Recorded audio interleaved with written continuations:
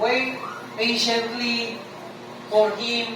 Do not fret when people succeed in their ways, when they carry out their wicked scheme. Kung nag-success sila sa paraan nila, alam ko, magsasucess ka sa paraan ng Diyos. Maghintay ka lang. Pag hindi pa ngayon, baka bukas, baka sa makalawa, baka sa darating na taon, o baka pagdating na natin sa langit, si Lord na nakakalam nun. Pero isa lang alam ko, di na tayo bibiguin. Sabi mo sa katabi mo, di ka bibiguin ng Diyos. Magtiwala ka kasi, ganun ba? Ayaw minsan, nag-worry ka ng bukas, nag-worry mo nung darating. Ano ba naman ang bukas? Nakakakain ka naman. Ano bang kinain mo noon at hindi mo nakain ngayon? Nakakakain mo din, di ba? Tumataba ka pa din. Problema na, gusto magpaniwag, di ba? Ayaw gihapon mo niwag, di ba? Tumataba pa rin. Ibig sabihin, hindi provision ni Lord ang problema. Anong problema? Puso. We keep on longing something. Nakalimutan nato nga si Lord di ay ang mag-provide sa dalan. Ang atong buhaton lang is to act on behalf of our God. O sinabi ni Lord, yun ang gawin mo. Pag sinabi ni Lord na lumakad ka. Pag sinabi ni Lord na ibahagi mo ang salita niya, ibahagi mo. Walang gagawin na. Being still before the Lord requires us to relinquish our anxieties. Yung parang problema. May anxiety tayo. Kasi tingin natin nagpa-prosper yung ibang tao. Na-insecure tayo. Lalo pa't sasabihan ko yan, ano na pala mo? Nag-prayer and fasting ka ba? Ano na pala mo ngayon? Diba? Kami rito nagkapira, kami rito may mga something, sabi ko, maliit lang yan kasi inihanda ng Diyos para sa akin. Antayin mo lang. Pag may kailangan kalapitan mo, tutulungan. Gusto mo gano'n? Ikaw pa mag-over ng tulong sa kanila. Kapit ka lang, huwag ka mahiyang magpumatok sa pintuan. At alam kong pagbubuksan mo nila. Diyan ba kayo mga kapatid? So, ang problema puso natin at yung ating issue sa pagtitiwala sa Diyos.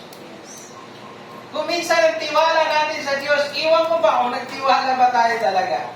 Kasi kung totoo kang nagtitiwala, kahit hindi ka sigurado anong mangyayari sa dyan, doon sa pupuntahan mo, ay magtitiwala ka pa rin kasi alam mong Diyos ka. Alam mo, hindi siya nagkakamali. Maliwanag ba yun mga kapatid? Praise God.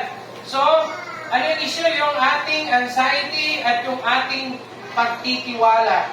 Yung issue ng ating tiwala sa Diyos. It speaks to our need for humility and dependence on God. Gusto ko sabihin sa inyo ngayon na dapat ang ating matutunan ay yung tinatawag na pagpapakumbaba. Humility. Dapat matuto tayong magpakumbaba. Magpaubos. Di ba? At magkaroon dapat tayo ng total dependence on God. Kanang nagasalig sa Ginoo. Pangit mo ng term na nagasalig, no? Pero yun ang gusto ni Lord, na magasalig ka sa Diyos. In everything, do not trust. Sabi nga, ayaw pagtiwala, ayaw pagsalig sa imong kahibalo, ayaw pagsalig, kapuskan ka, ayaw pagsalig ka na kaning mga butanga, kaysa usa kapag pamilok, pwedeng mawala ang tanan. Amen po? Pagsalig sa Diyos. Ibutang ang imong pagsalig sa Ginoo. Yung tawag ng total dependence on God. Acknowledging that He is sovereign over all. Siya ang labaw sa tanan. Siya ang labing taas sa tanan. O bisan pa sa tanan nimong mga circumstances. Amen po mga kapatid? In our busy lives, sino bang busy rito? Si Amen. Kaya minsan nga, nalilate tayo, no? Sa sobrang busy natin, dami natin ginagawa. Diba? Daig pa natin ang mga businessman, businesswoman. Ang daming kikwentahin, ang daming aayusin bago umalis, diba? Ang daming padla kailangan buksan. So, pagkahapon, daming kailangan sa katuwa. Kaya kung minsan,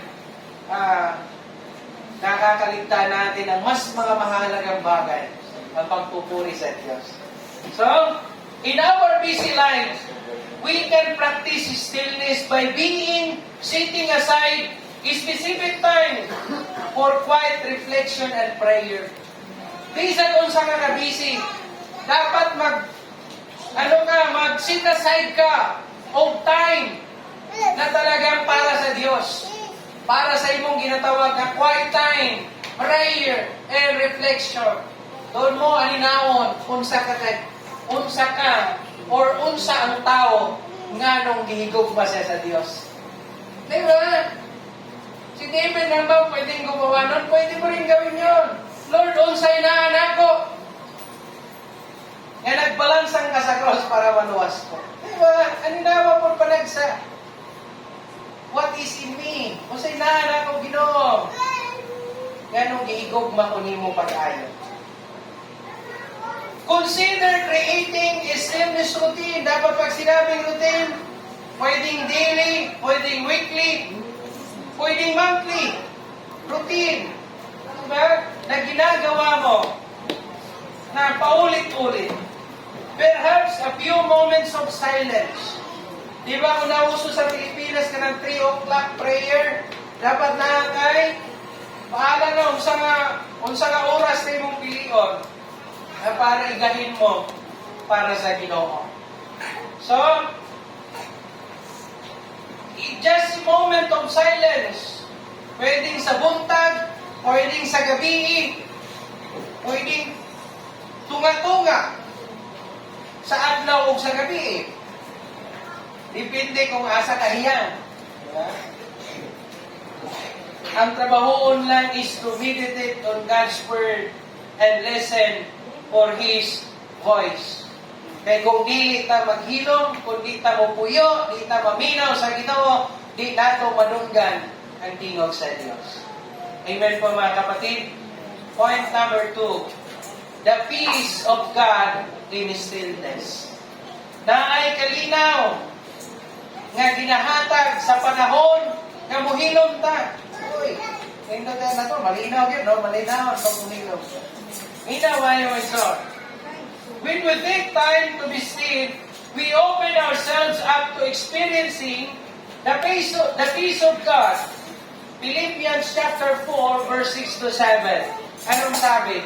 Do not be anxious about anything, but in every situation, by prayer and petition, with thanksgiving, present your requests to God, and the peace of God, which transcends all understanding, will guard your hearts and your mind in Christ Jesus.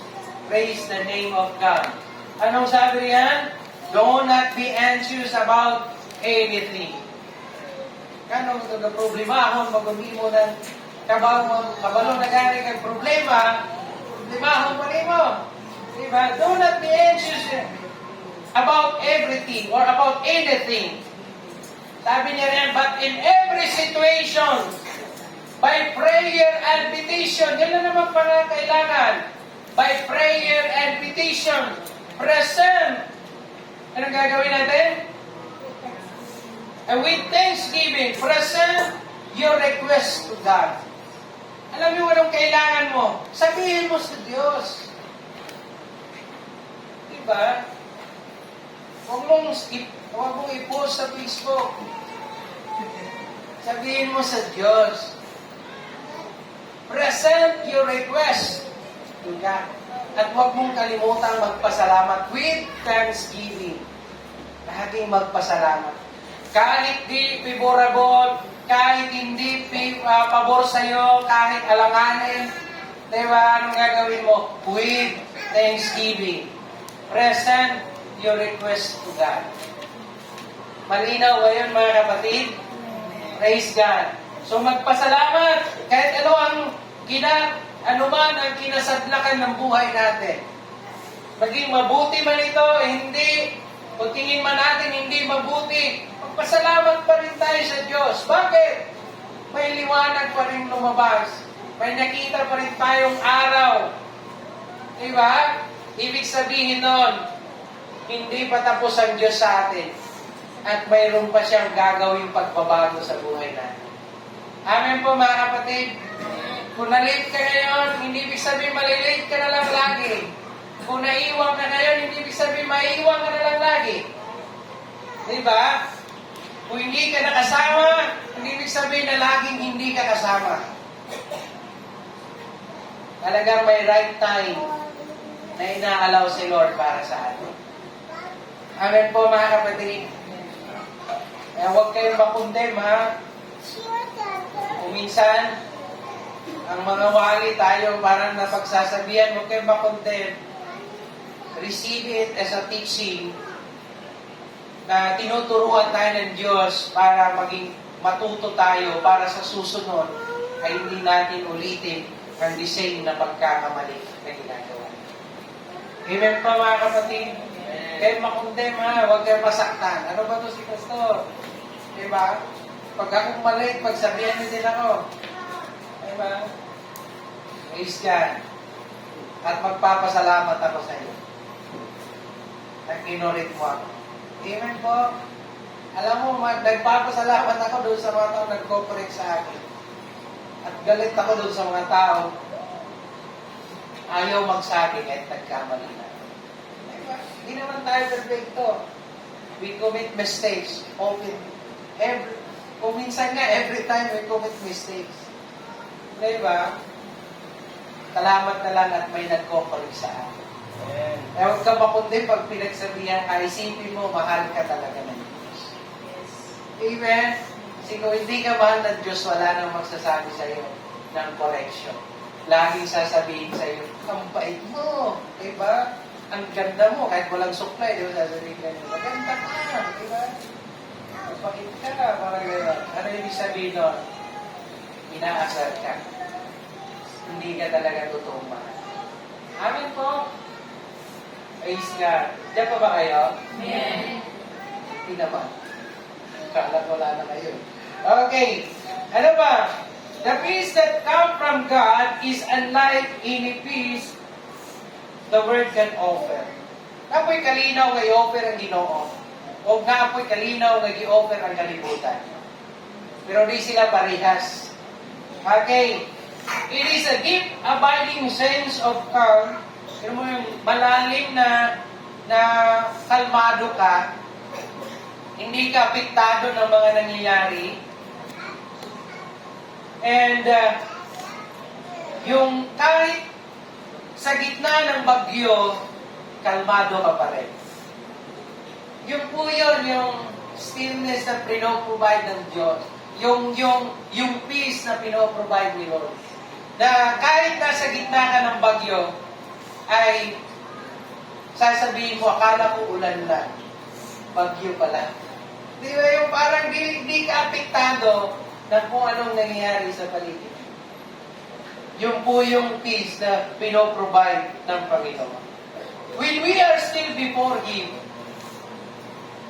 we create space for His peace to guard our hearts. Ito nang babantayan, puso, against anxiety, fear, and uncertainty. Yun ang pinoprovide.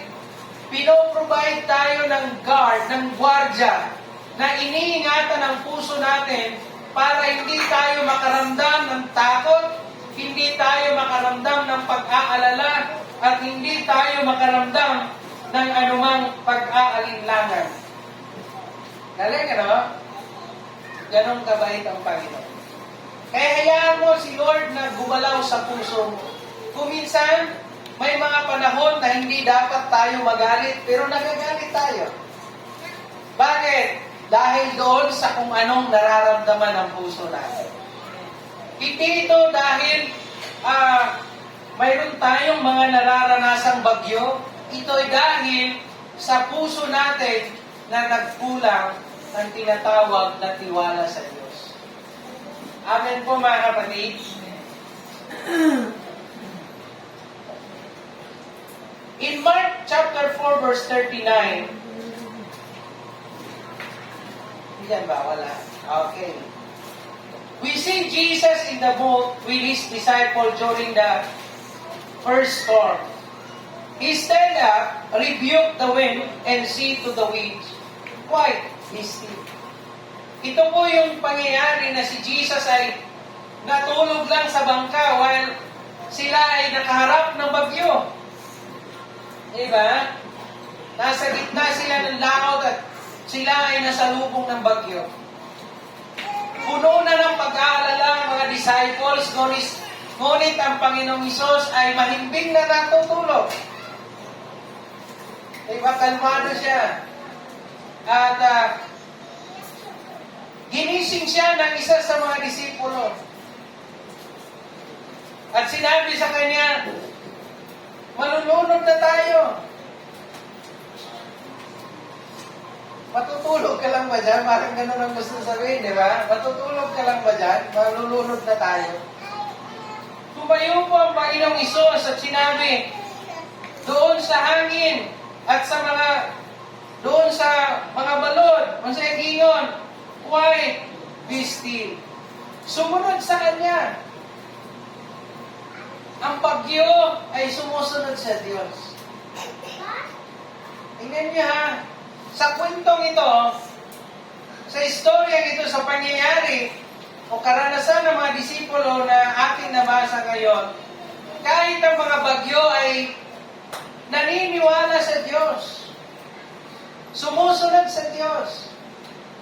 Tao nga lang talaga ang sumusuway. Kaya minsan magtiwala tayo talaga. Bigay mo yung buong pagtitiwala mo sa Diyos. Dahil pag sinabi ng Panginoon, pwede palang mawala, pwede palang isang tabi muna yung karanasan na yon, o yung mga bagyo na yan, ay pwede palang huwag mo nang guguluhin ang buhay mo. Ganun ba? Pag sinabi mo, "Lord, tulong," gumagalaw pa lang Panginoon. Diyan pa ba kayo? Amen. Kaya huwag matakot no, lumapit sa Diyos. Alam mo nung nangyari nung sinabi ng Panginoon na "Quiet, be still," the wind dies down. Nawala agad yung malakas na hangin. And there is a great calm. This miracle demonstrate Jesus' authority over nature and serve as a reminder that He can bring peace to the chaotic storm in our lives. Pwede din yan pahupain ng bagyo sa buhay mo. Diba? Kaya kung anong bagyo ang nararanasan natin, magtiwala ka, kaya pala itong paupain ng Panginoon. Now, in life application, ano sabi niya? In moment of anxiety, ito po yung life application natin. We can practice being still by reciting Philippians chapter 4, verse 6 to 7. Pag-aralan nyo na. Pag medyo nakakaranas kayo ng anxiety, anong gagawin natin? Do not be anxious about anything, but in every situation by prayer and petition, with thanksgiving, present your requests to God. And the peace of God, which transcends all understanding, will guard your heart and your mind in Christ Jesus. Say ba liwanag? Yun pala ang life application pag nakaramdam kayo ng anxiety, mga magulang na nag-aalaga ng kanilang mga anak, yung maraming mga pinoproblema sa buhay, daming bayarin, walang katapusang bayarin, di ba mga gano'n? Nakakaramdam na kayo ng anxiety, ng gagawin, i-recite mo lang ang Philippians chapter 4 verse 6 to 7. Praise God. Point number 3, anong sabi? Trusting in God's sovereignty. Magtiwala ka, higit ang Diyos sa lahat. Diba? God is sovereign.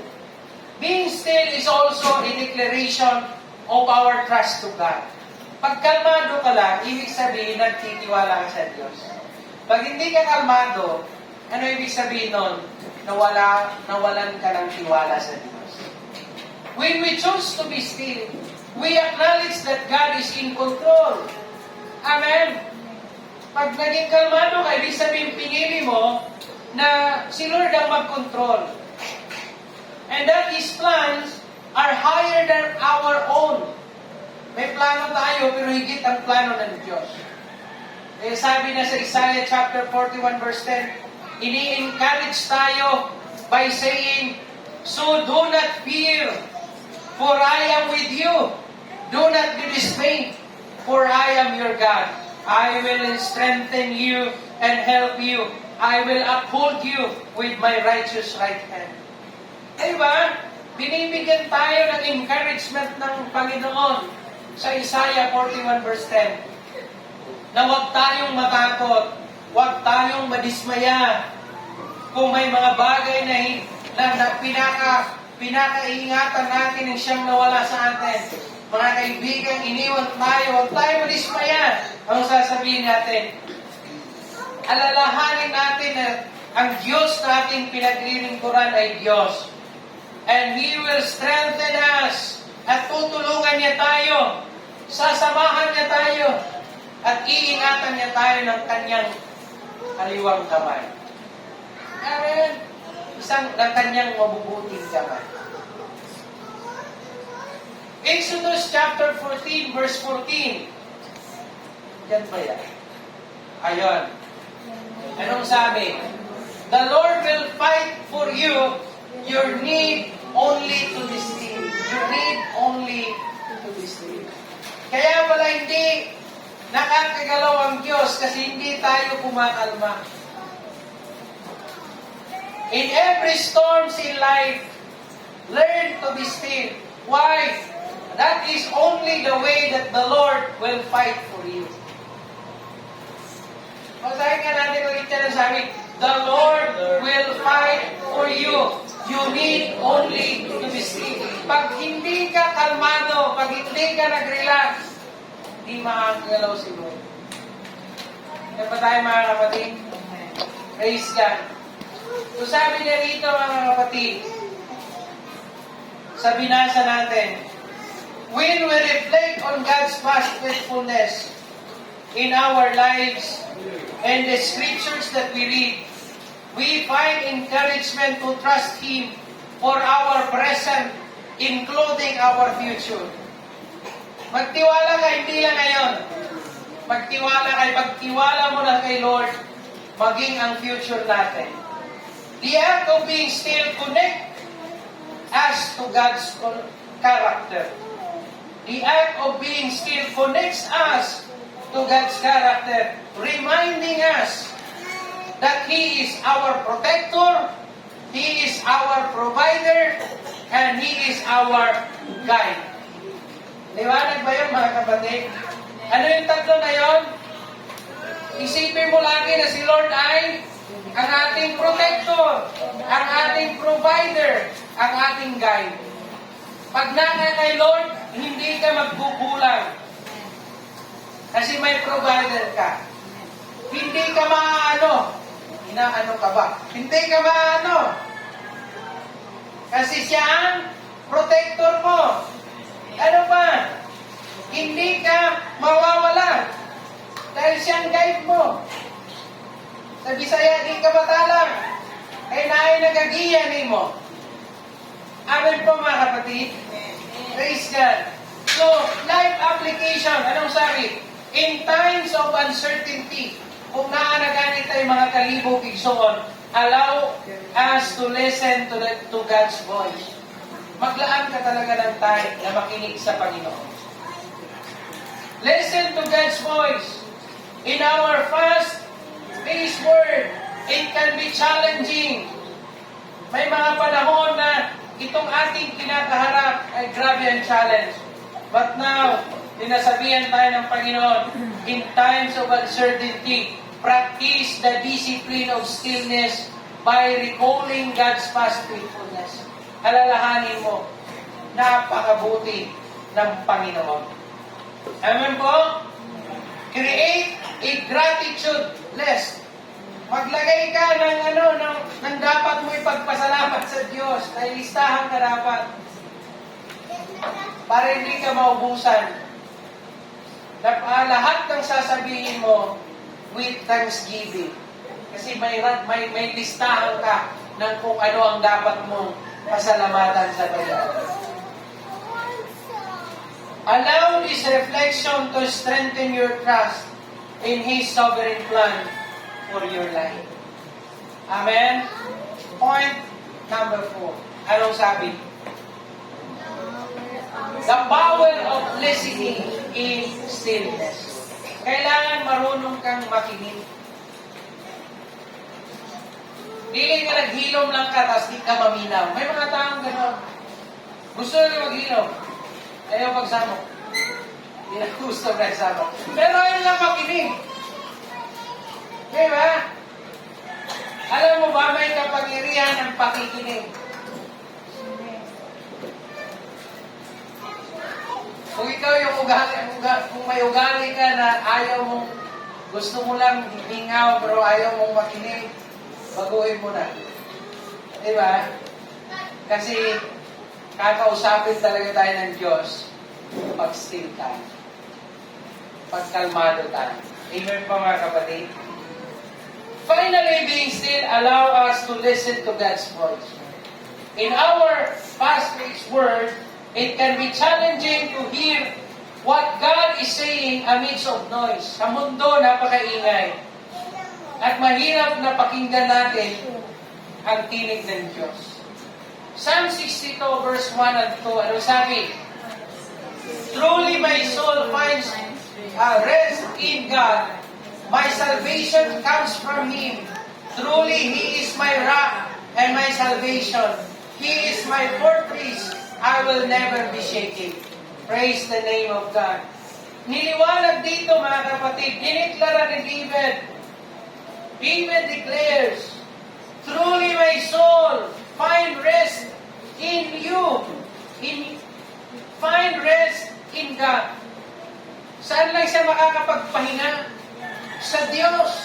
Ang puso ni David ay yung kaluluwa ni David ay nakakapagpahinga lang sa presence ng Panginoon.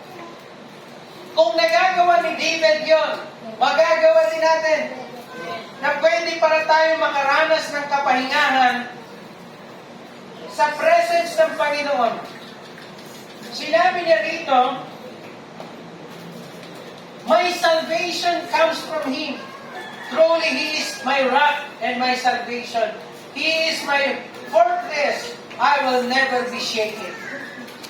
When we intentionally slow down and we sleep, we create an environment where we can hear God's voice. Diba? Maririnig natin. Kailan natin maririnig? Pag nag-slow down tayo and be still. Pagka hindi tayo naging panatag sa buhay natin, hindi tayo naging relax, hindi tayo naging kalmado, di natin maririnig ang tinig ng Diyos. Amen? Anong requirement? Be still. Okay.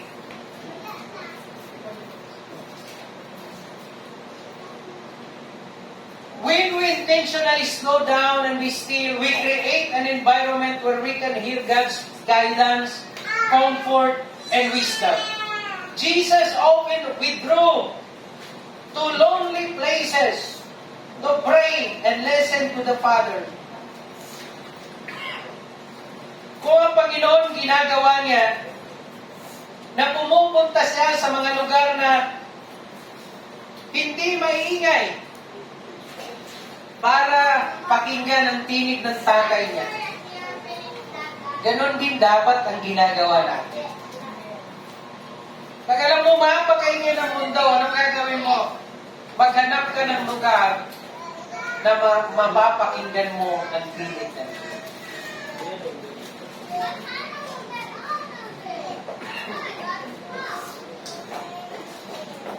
In 1 Kings chapter 19 verse 11 to 12. Anong sabi?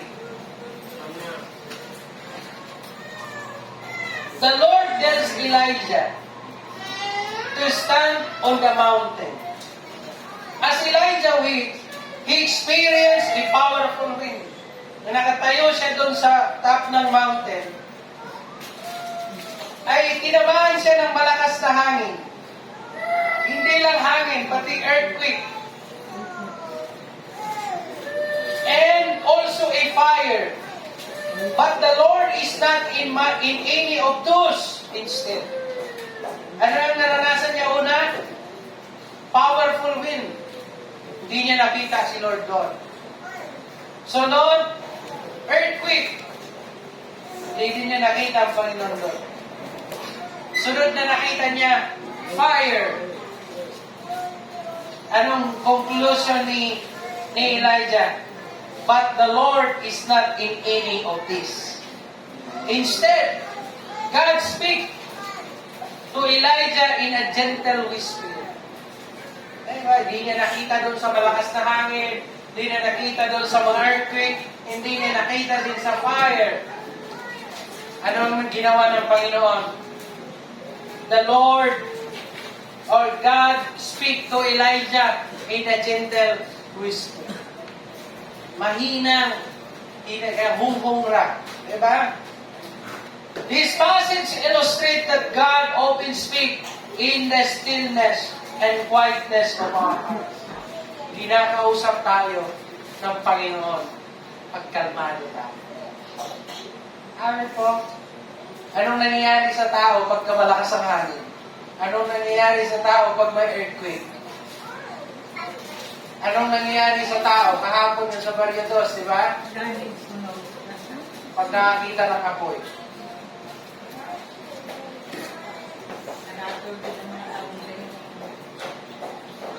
The Lord is not any of those. Wala ang Diyos doon sa kawan na mention na yun. Anong ginawa ni Lord? God speak to Elijah with a gentle whisper. Ibig sabihin, kakausapin tayo ng Panginoon pag kalmado ang puso natin. Amen po mga kapatid. Kaya nga ba, huwag mag-desisyon pag galit. Huwag mangako pag sobrang saya. Diba? Pag sobrang tuwa mo na, huwag mangako. Pag galit, huwag mag-decide. Dahil hindi tama ang magiging desisyon na gagawin. Life application mga kapatid. Consider setting aside time each week for solitude and silence. Taga-simana, mag-set aside o ka ng panahon para mag-inusara lang ta. O mangita tag lugar na minaw. Allowing the space for God to speak for us. Hayaan mo kausapin ka ni Lord. Engage in practices like meditative prayer, where you can focus on listening rather than speaking. Hindi ikaw nagsasalita. Makikinig ka lang. Kung mahilig kang makinig ng mga prayer music, mga ganun yung tumutugtog lang kung minsan ang organ, kung minsan violin, yung mga ganun. Diba? Makinig ka lang, hindi, wala kang sasabihin. Matantahin mo siguro nang may sasabihin kayo. At mararamdaman mo lang, naiiyak ka na nakikita mo na kung anong mga mali sa buhay mo. Diba? Focus on listening rather than speaking. Kasi pag lagi tayo nagsasalita, di din ang Panginoon makakapasok. Create a quiet space in your home where you can reflect and seek God's guidance and wisdom. Praise God. And in conclusion,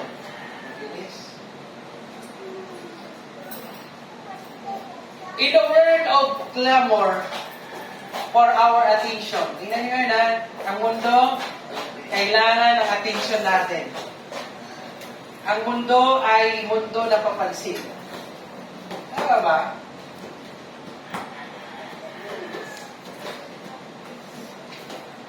The command to be still is a profound invitation to experience God's peace, sovereignty, and presence. As we practice being still, we find rest for our souls, trust in His plan, and the capacity to hear His voice. Magkakaroon tayo ng kakayanan na mapakinggan ang boses ng Panginoon.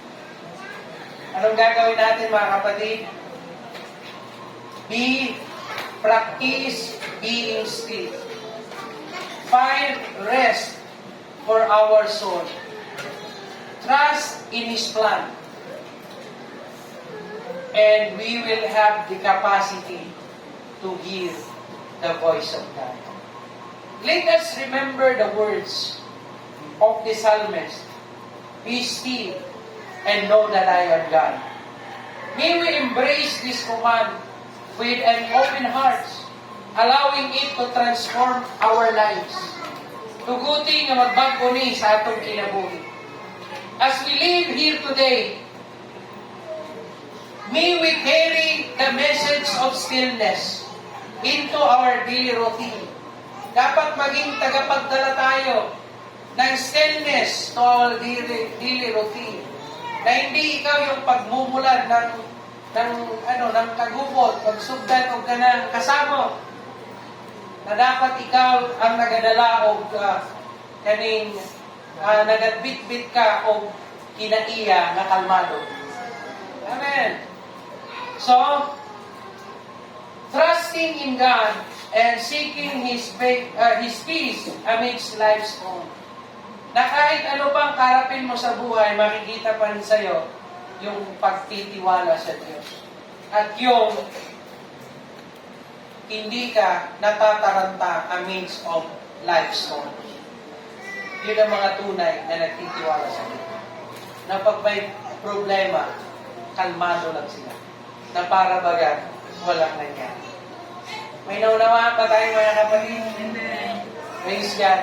Naway ang ating napag-usapan ngayon ay tumagos sa puso natin. At maging may matutunan nawa natin ay sa buhay ito. Nang sa ganon ay maranasan natin ang totoong kapanatagan ng puso. Na hindi tayo yung mga katulad na nangyayari sa mundo na pagharap nila ng mga pagsubok sa buhay ay isa din sila na hindi na alam ko ano yan. So iba tayo. Amen po mga kapatid, magsitayo po tayo para sa panalangin. Heavenly Father, we thank you for your invitation to be still in your presence. Help us to be quiet in our hearts and mind.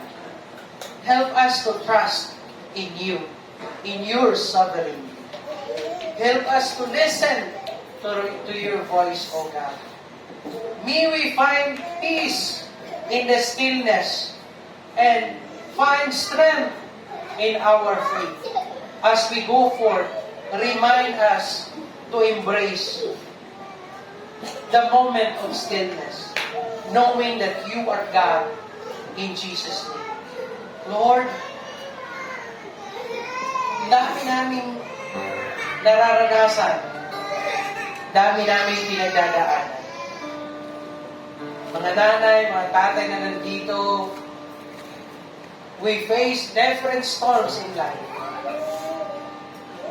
But the only thing we know today, the only thing you told us to do today is to be still and know that you are God.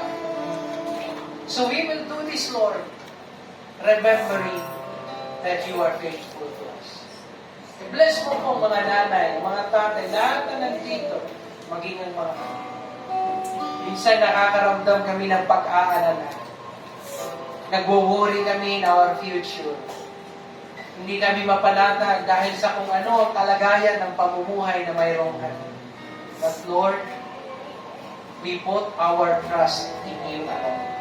Titiwala kami na kailanman sa iyo hindi kami magbibigay. Salamat po na bawat puso ng narito ngayon ay makakaranas ng kapatayan. Yung mga nagwo-worry, Lord God, alisin mong worry sa puso nila. Sabi ng Bible, hindi ito makakadagdag ng kahit na isang yugto ng buhay natin. Kaya bakit kami mabubuhay? Lord, yung may mga pag-aalala sa future ng kanilang mga anak, Lord, tulungan mo kami magtiwala sa iyo. Give us the chance na ibigay namin ang buong tiwala sa iyo lang, Panginoon. Salamat po ng marami. Ngayon, magbukas ang karya ng langit. Ibuhos mo ang walang humpay na pagpapala sa bawat isa na natin. Kung may mga karamdaman, healing will come upon them right now in Jesus' name. Yung mga nagkaroon ng problema sa relasyon, Father God, i-restore mo every relationship na nabungkag, naguba due to misunderstanding. And even, Lord God, kung sa mga klase, Ginoo, ang igdahon sa kaaway sa mga kinabuhi, Lord, we want to receive the restoration of all those things. Father, i-bless mo isa ng mga resources. Bisan, Lord, ang mga paghagos, mga kamot sa iyong mga anak.